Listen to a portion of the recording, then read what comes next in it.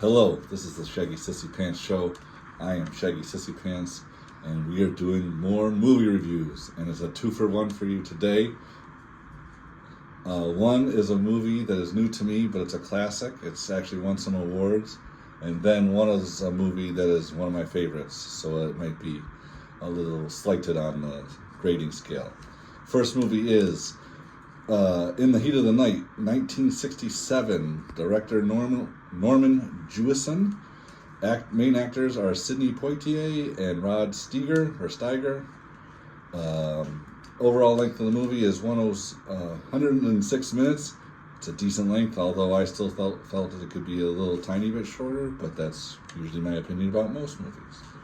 The pacing in the movie, I thought it could have gone a little faster, but it's a movie from the 60s, and plus it is a racial tension-based movie, so I understand that it drags out a little bit. The plot is a black cop from Philly gets charged with murder down in Mississippi, and he did not commit the murder. The black detective from Philly ends up helping the local white police chief solve the murder, as well as avoids getting lynched by the other racist people, and ends up being friends with the white police officer, like a buddy at the end. I can see where being in the 60s, this would be a much more touchy subject than currently. Acting, both of the leads did fine. I felt both sides were portrayed well.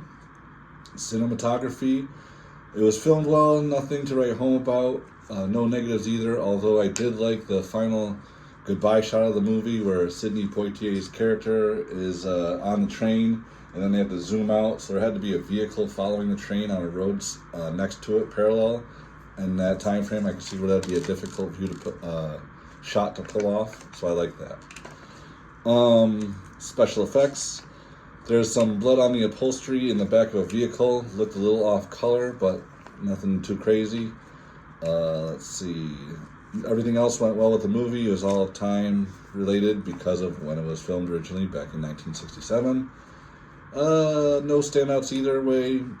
Being filmed in the 60s, yeah, everything is accurate. A decent movie from the late 60s about murder mystery with plenty of racial tension in the South. I thought the movie as a whole was well done.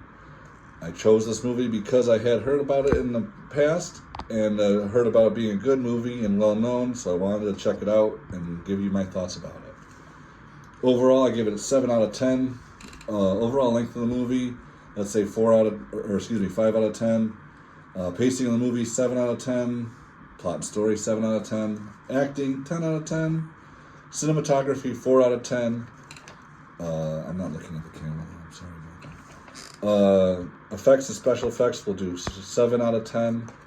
Movie as a whole, 7 out of 10. Additional notes will also say 7 out of a 10. I wrote notes on the back. We'll go over those now. Since I said this movie was a really big hit back in the day, it did win Oscars. It won Oscar for Best Picture with Walter Miramish. I'm going to butcher some of these names, sorry. Had Best Actor in Leading Role for Rod Steiger. Best Writing Screenplay based on material from another medium, Sterling Silliphant. Best Sound, Samuel Golden Sound Department.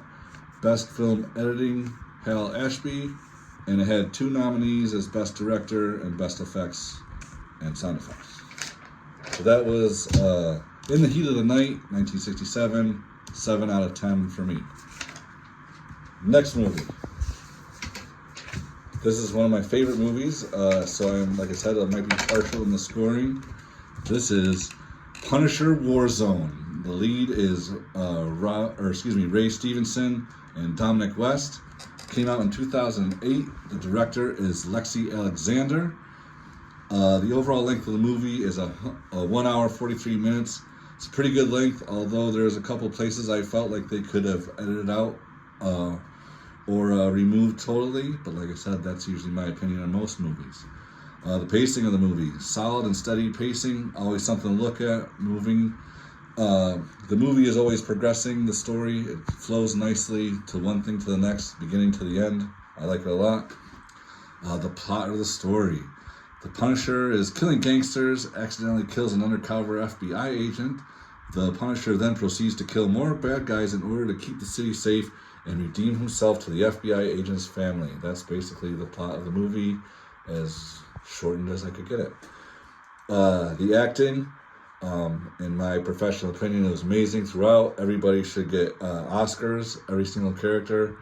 Micro, who is Wayne Knight, was portrayed well as a character, and he did a good job in that role. I also like the relationship between Looney Bin Jim and Jigsaw. Those two characters, they went well together, and they're supposedly brothers in the story.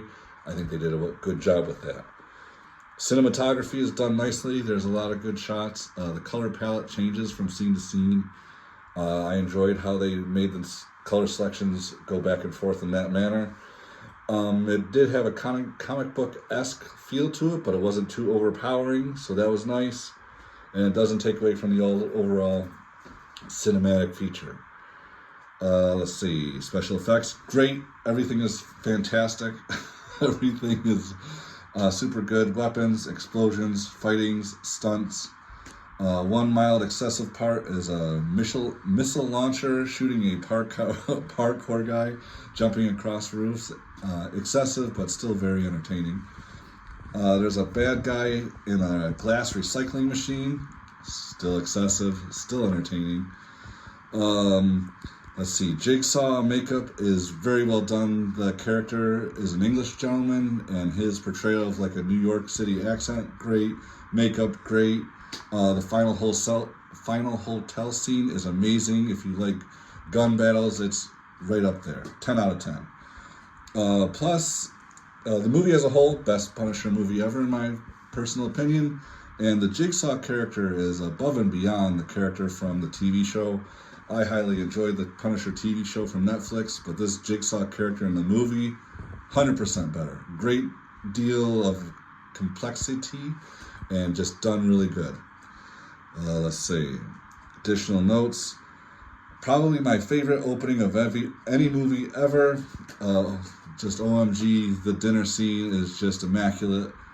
Super excessive, but super duper really good. The only issue I have with the acting is there's one scene where Frank Castle waves to a little girl he saved. I thought it was very cheeky and one of the things that could have been removed from the final edit. But still, overall, I don't think I have any additional notes. 10 out of 10 for Punisher Warzone 2008. Just everything, except for that one note about Frank waving to the little girl, everything 10 out of 10. You should go see it, especially if you like the Punisher. John Bernthal does a great job. I hope I said his name right. But this movie is absolutely amazing. Go see it. Those are my 2 movie reviews for you today. Hope you enjoyed them. I did. Have a nice day, and I'll see you real soon.